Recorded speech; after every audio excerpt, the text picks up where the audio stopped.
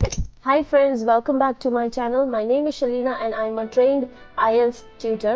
मैंने अपनी training British council और IDP से ली हुई है और मैं पिछले 5 साल से IELTS पढ़ा रही हूँ। सो बेहतरीन तरीका कौन सा है ऐसे राइटिंग के लिए?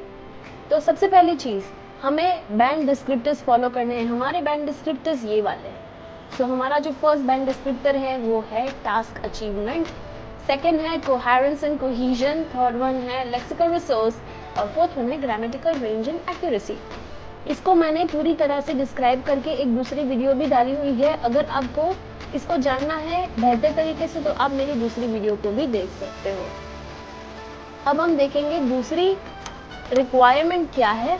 तो दूसरी रिक्वायरमेंट हमारी ये है कि बॉडी पैराग्राफ के अंदर अगर हमें अच्छा कंटेंट लिखना है तो हम क्या करेंगे। तो सबसे पहली चीज़ हम हमारा पॉइंट मेंशन करेंगे, ठीक है, फिर उसको एक्सप्लेन करेंगे, ओके, और उसके बाद उसके रेलेवेंट एक एग्जांपल लिखेंगे। ओके, फॉर एग्जांपल देखो यहाँ पे मैंने सेंटेंस लिखी है कि cheap products reduce the gap between the rich and the poor to some extent. तो ये मेरा मेन पॉइंट है कि जो चीप प्रोडक्ट्स होते हैं वो रिच और पुअर के बीच में गैप को रिड्यूस करते हैं। ओके, फिर मैंने इसको एक्सप्लेन किया है बिकॉज से लेके। तो because everyone can afford those products. तो क्यों ऐसा होता है? क्योंकि everyone can afford those products. उसके बाद हम लिखेंगे एग्जाम्पल।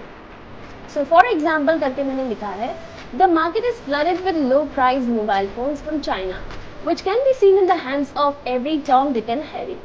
तो everyone can buy no matter what. सभी लोग बाय कर सकते हैं smartphones these days, right? So क्या कर रहे हैं? चीप प्रोडक्ट्स रिड्यूस कर रहे हैं gap between the rich and the poor. उसको एक्सप्लेन किया है और उसके बाद हमने एग्जाम्पल ऐड किया है। ये हमें ये सिस्टम फॉलो करनी है हमारे बॉडी पैराग्राफ के लिए। उसके बाद the next required thing which you need to do is use referencing devices. Referencing devices किससे बोलते हैं? अगर हमने कोई चीज को पहले मेंशन किया है, अगर उसको हमें बार बार मेंशन करना पड़ रहा है, फॉर एग्जांपल हमने लिखा है द टैक्सी ड्राइवर, ओके, तो हम बार बार ऐसा तो नहीं लिखेंगे the taxi driver, the taxi driver. उसकी जगह पे हम प्रोनाउन यूज करेंगे ही। अगर हम टू गर्ल्स के बारे में बात कर रहे हैं तो हम उसको टू गर्ल्स बार बार नहीं बोलेंगे, उसको बोलेंगे दे।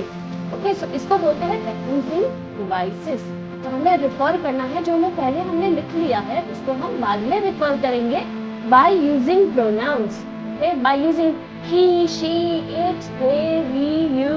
ओके, जो भी हमें रेफरेंसिंग डिवाइसेस आते हैं हम वो सारे रेफरेंसिंग डिवाइसेस यहाँ पे यूज करेंगे। इसके बाद आता है use wide range of vocabulary but you have to use it correctly. कोई भी वोकैबुलरी कहीं पे भी नहीं जाती है, उसको करेक्टली हमें वाइजली यूज करना है। तो हमें कौन कौन सी वोकैबुलरी यूज करना है? तो सबसे पहले फेमिलियर वोकैबुलरी होती है। फेमिलियर वोकैबुलरी जैसे कि फॉर एग्जांपल लर्निंग, तो लर्निंग के साथ हम दूसरे वर्ड्स यूज कर सकते हैं। तो लर्निंग की जगह पे हम लिखेंगे study, studying, education, schooling, tuition, teaching. ये सारे वर्ड्स रिप्लेस करेंगे लर्निंग को, ठीक है। तो दैट्स नंबर 1। दूसरी है अनफेमिलियर वोकैबुलरी। तो हमें सोफिस्टिकेटेड और लेस कॉमन वोकैबुलरी यूज करनी है। इससे क्या होगा कि हमारी जो फ्लुएंसी है इंग्लिश की वो हम डिस्प्ले कर पाएंगे, ओके।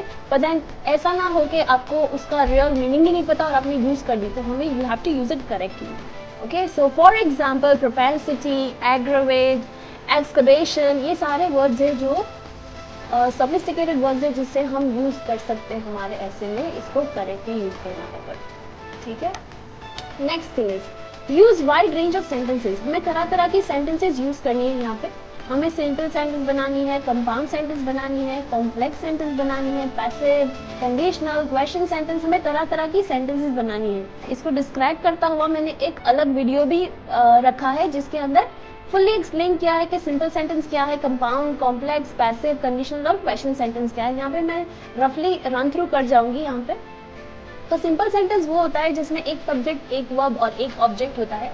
कंपाउंड सेंटेंस वो होता है जिसमें हम दो सिंपल सेंटेंसेस को ज्वाइन करेंगे कंजंक्शंस के साथ। कॉम्प्लेक्स सेंटेंस वो होता है जिसमें हम 3 या ज्यादा सिंपल सेंटेंस को एक साथ ज्वाइन करके लिखेंगे with the use of conjunction. Conjunction कौन कौन से होते हैं? एंड हमारा कंजंक्शन है, बट हमारा कंजंक्शन है, और हमारा कंजंक्शन है, सो, बिकॉज, एडिशनली, फॉरदरमोर, ये सारे कंजंक्शंस है, ठीक है। उसके बाद आती है पैसिव सेंटेंस। पैसिव सेंटेंस मतलब जिसके अंदर हमारा जो वर्ब फॉर्म है वो पास्ट पार्टिसिपल के अंदर हम यूज करते हैं, उसको बोलते हैं पैसिव वॉइस। फॉर एग्जांपल हमारा एक सेंटेंस है आई ईट एन एप्पल, तो हम इसको क्या करेंगे, सब्जेक्ट वर्ब ऑब्जेक्ट को हम रीफ्रेस करके ऑब्जेक्ट वर्ब सब्जेक्ट कर देंगे। तो हमारी अगर पैसिव सेंटेंस हम देखने जाए तो हमारी पैसिव सेंटेंस बनेगी an apple is eaten by me.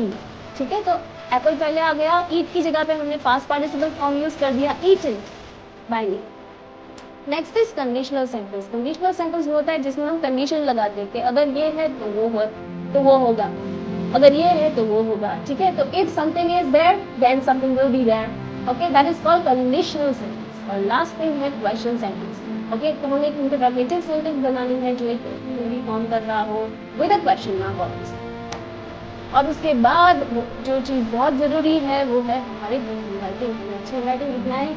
Although good handwriting का कोई बैंड नहीं है, पर अगर हमारे हैंडराइटिंग अच्छे नहीं होंगे, अगर जानने को समझ में नहीं आएगा कि हमने क्या लिखा है, तो हमें पहले ही लिख सकते हैं। अगर आपको मेरी टिप्स पसंद आई हो तो प्लीज़ मेरी चैनल को सब्सक्राइब कीजिए, लाइक कीजिए और ज़्यादा से ज़्यादा इसको शेयर कीजिए। Perfect harmony.